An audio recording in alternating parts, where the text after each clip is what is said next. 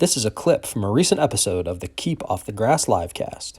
My big thing, so when we first moved into the place that we're at now, the lawn started dying off as it got warmer, and I didn't really know what I was doing. And I bought one of those bare spot patch repair kit things and put it down, and sure enough, it sprouted. And then once the summer heat hit, it was dead. It was just like I got my hopes up, thought I knew what I was doing, and it just was toast when it hit the summer temperature. But if you were to be more serious, or if you kind of know what you're doing more and you want to do true spring seeding on bare spots and things like that, I guess it seems like the first decision is, you probably wouldn't want to use prodiamine or any of those traditional pre-emergents in those areas, obviously. You could probably use them in other spots of your lawns, but if you just kind of keep track of where you're going to put some seed down maybe, and then just keep it wet, irrigate it, unless you get rain coming in, that way it gets healthy enough that it can withstand those summer months, depending on where you live, how hot it gets.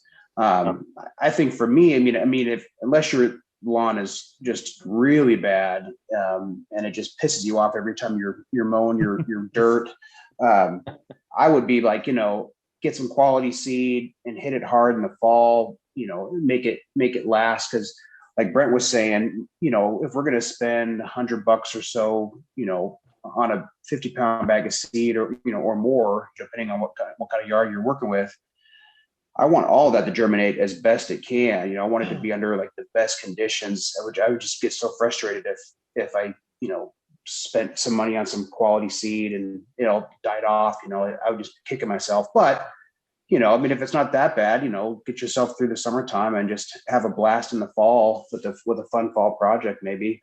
Yeah. I think you go either way, really. Yeah. I think if you are going to kind of patch areas, I think it's okay to put, pre-emergent over your whole lawn. You just have to kind of go back, like Brent said, with something like a garden weasel or a rake, and scrape up and work that top layer of soil to kind of break that pre-emergent barrier. Yeah. And then put your patch material down. So that way, as the grass sprouts in that patch material, it can send roots down into the soil of your lawn.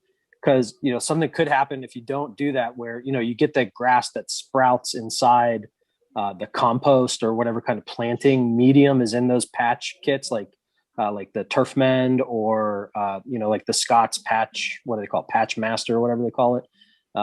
But, you could get the roots growing in that compost or that medium, and then not being able to break into the grass. And then that's when they die, because they dry out or they get too hot.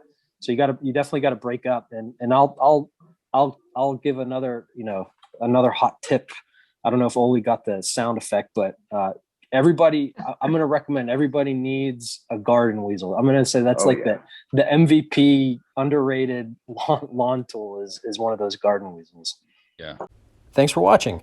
Be sure to subscribe to the Keep Off the Grass LiveCast on YouTube and join us every Tuesday night at 10 o'clock, 9 Central for the next DIY lawn care discussion.